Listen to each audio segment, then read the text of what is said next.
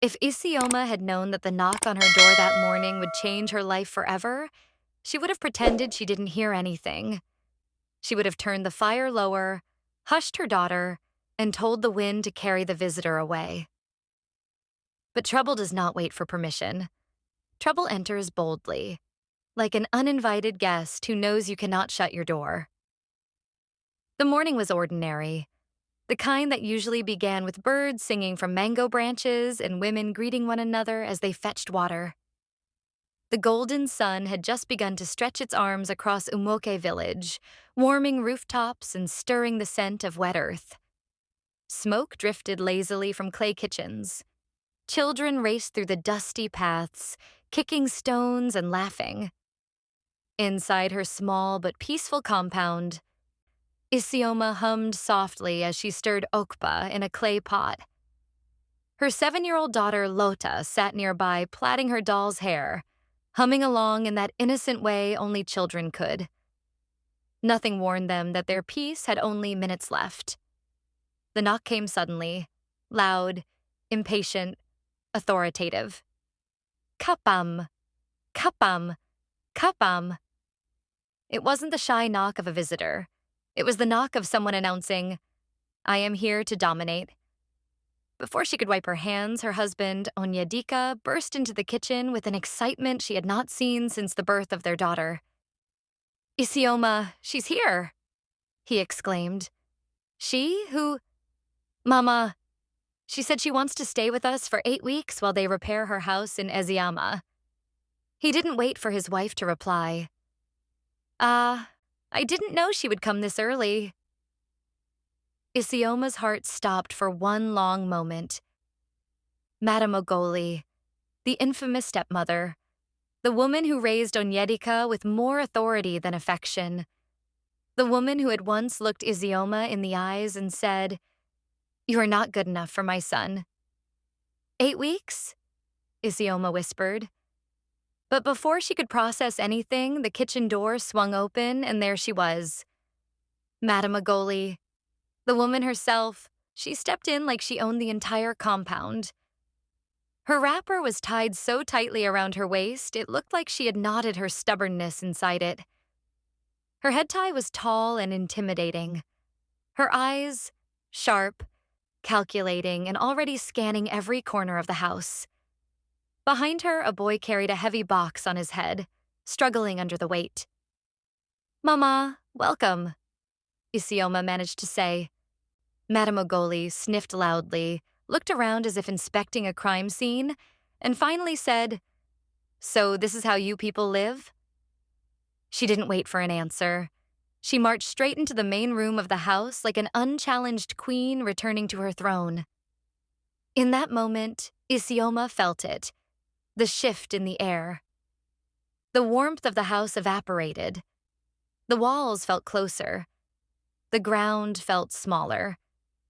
Even Lota, who always ran to visitors with excitement, took a step back and clung to her mother's wrapper. Within minutes of settling inside, Madame Ogoli began choosing faults the way a child chooses sweets. "Why is this chair positioned like this? This is not the proper way. What kind of curtain color is this? It makes the room look like a widow's hut. Ah, so you people don't sweep behind the door? No wonder there are cobwebs." Isioma stood silently, letting the words fall like stones on her chest. She breathed slowly, reminding herself of the 8 weeks. Just 8 weeks. Only 8 weeks. She could endure anything for 8 weeks. Or so she thought. That night, dinner was ready by sunset. Isioma prepared her best vegetable soup, hoping maybe food would soften the old woman's mood. Everyone sat around the small wooden table, a peaceful family picture. Isioma wished silently, but peace had no chance. Madame Ogoli tasted the soup, smacked her lips loudly, and pulled her face into a deep frown. Isioma, you cook like a woman who does not want her husband to live long." Onyedika almost choked. "Mama, what kind of talk?" "Shut your mouth," she snapped. "Is it not true?" Salt is too much. Pepper is too much. Everything is too much. But Mama, this is the same recipe you taught me when we visited 2 years ago, Isioma said quietly. Then you did not learn. Your ears were blocked. That night was the first time Isioma cried after her marriage. She waited until everyone slept before allowing her tears to fall like rain hitting iron sheets. She pressed her hand over her mouth so the sound would not escape. The next morning, the sun rose, but peace did not rise with it. By the third day, Madame Ogoli had officially crowned herself the ruler of the household. She woke everyone before dawn. Isioma, you are sleeping like someone who has no husband. Onyedika, stand up. A real man does not sleep until the sun touches his head. Lota, stop running around. A proper girl walks like she's carrying water in a bowl. The little girl obeyed quietly, but her bright, playful eyes dimmed. Isioma felt her heart break every time she saw it. Later that evening, something else happened. Something worse. Isioma came out from the backyard to find all the chairs rearranged, the kitchen utensils upside down, and one of her favorite raffia baskets thrown outside. Mama, why did you throw my basket away? She asked. That dirty thing? It smells. Are you trying to bring sickness into this house? But I washed it just yesterday. Keep quiet. The old woman raised her hand. You don't argue with elders. Isioma bit her tongue as pain stung through her chest. She felt her home slipping away, as if the walls were being pushed farther from her. But the worst part wasn't the rearranging or the insults. It was the way her husband began to change. He became quiet, withdrawn, confused. He no longer laughed as freely. He no longer touched his wife's shoulder gently like he used to. He started observing her the way someone observes a person they've heard rumors about. And Isioma knew exactly who was whispering into his ears. Each evening, Madame Ogoli would sit beside her son, rubbing her knees and sighing loudly, waiting for him to ask, Mama, what is it? She always answered the same way. I am thinking about your life, the kind of wife you married. At first, Onyedika laughed. Then, he listened. Then, he believed. She is too quiet, the old woman said one evening. A wife who is too quiet is never innocent. She is too soft, she said another day. Soft wives always hide secrets. She is too obedient, she added the third time. Ehen, those ones are the most dangerous. Slowly, painfully, Onyedika drifted away from the woman who stood beside him through years of struggle. And Isioma watched the marriage she had nurtured with love begin to crack like a calabash dropped on stone. Then came the night that shattered everything. It was past midnight. The moon hung low, casting pale light across the compound. The air was silent except for the soft rustling of leaves. Isioma was returning from the backyard when she heard the sound. Footsteps moving slowly behind the mango tree. Curiosity gripped her. She hid behind the window and peered carefully. What she saw made her blood run cold. There, crouched low beside the tree, was Madame Ogoli. She clutched a small cloth-wrapped bundle. She dug a shallow hole with her bare hands. She whispered words Isioma could not understand. She looked around suspiciously as if expecting someone to catch her. Then she buried the bundle and covered it with soil. Before leaving, she whispered again and tapped the ground 3 times. When she walked back inside, a quiet darkness followed her. Isioma stood frozen, her heart hammering so loudly she feared the trees would hear it. Whatever the old woman buried there was not innocent. And if her arrival was strange, then this act confirmed it. She did not come for a visit. She came with a mission to destroy.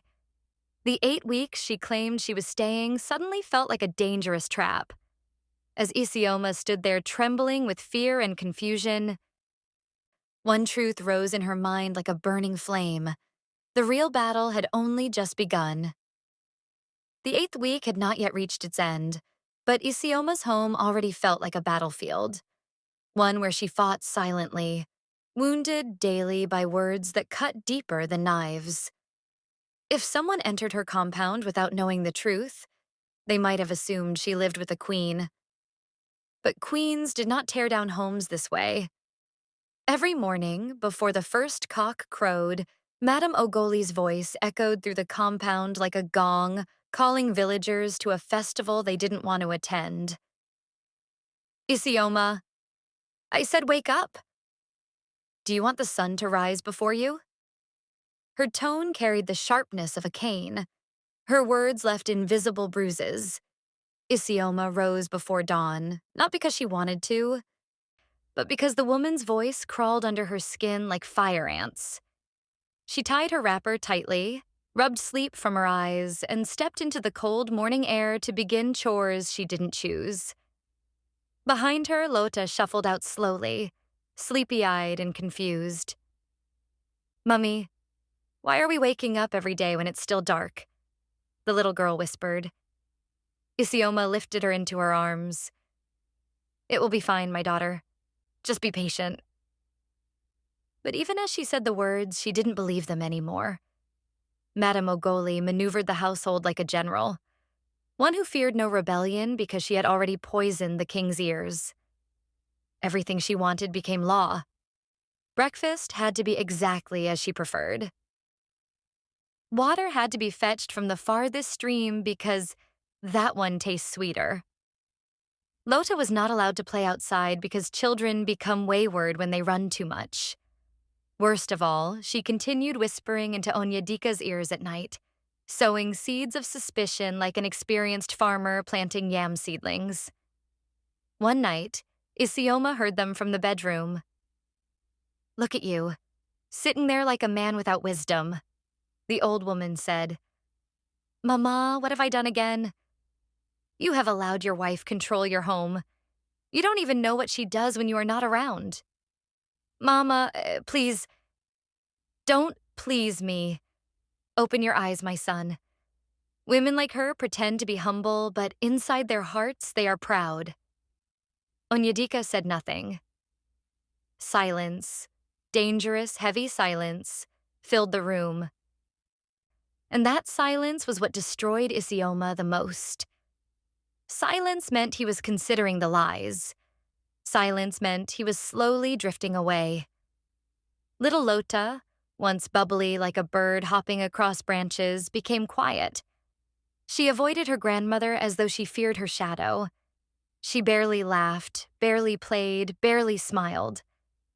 One afternoon, Isioma found her daughter crying behind the kitchen. My child, what is it? Lota sniffed. Grandma said, girls who talk too much become useless wives. Isioma held her tight. You are not useless. Don't listen to that. But the words already pierced the child's young heart. The next day, another wound. Mummy, Lota whispered while plaiting her doll's hair. Why doesn't Grandma like me? That question stabbed Isioma so hard she turned her face away so her daughter would not see her tears. It was a Wednesday afternoon when the real trouble began. The sky was gray, threatening rain. The air smelled like damp soil. Isioma was peeling yam in the kitchen when she heard a high-pitched scream. My money!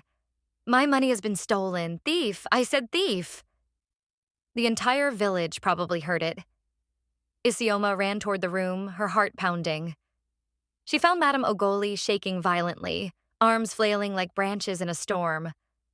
My money. 5,000 naira. The one I tied inside my wrapper. Gone. Mama, calm down. Don't tell me to calm down. Someone has stolen it. Someone has entered this room. Before anyone spoke, the old woman's eyes snapped toward Lota. You, come here. The little girl was trembling already. Mama, Isioma stepped in front. Please don't shout at her. Move away, the old woman barked. Lota, come here. Lota approached slowly, her tiny feet barely lifting from the ground. Were you in my room today? No, Grandma, liar! The slap came fast. Too fast for Isioma to stop it. Jesus, Isioma screamed. Mama, why would you hit her? She didn't do anything. She stole my money. She didn't. She did. Children of nowadays, thieves. Thieves raised by careless mothers. Those words cut through the air like a blade. People gathered outside the house. Women passing by stopped to listen. Men shook their heads.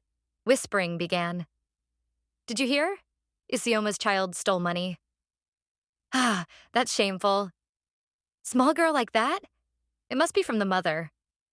Shame, lies, rumors, all spreading like wildfire. Isioma pulled her daughter close, her voice trembling. Lota, did you take anything? No, the girl cried. I didn't take anything, I didn't. But no one, not even her own father, seemed convinced. Onyedika stood in the doorway, confusion twisting his features. Isioma, maybe she touched the money without knowing. That sentence, those careless, unbelieving words from the man she loved, broke something inside her. Mama planted this, she shouted. I know what I saw last night. Enough, Onyedika snapped. Stop accusing my mother. She froze. It was over. Her husband had picked a side, and it was not hers. That night, the rain came heavily. Thunder clapped. Lightning flashed across the sky. But the storm outside was nothing compared to the storm inside Isioma's heart. She could not sleep. Every time she closed her eyes, she saw her daughter being slapped. Every time she tried to breathe, she smelled the lies in the air. At midnight, she stood up quietly, took a lantern, and walked out into the rain. She went straight behind the mango tree. Her hands shook as she dug through the mud. She didn't know exactly what she expected to find. All she had was suspicion and a desperate hope that she was not imagining things.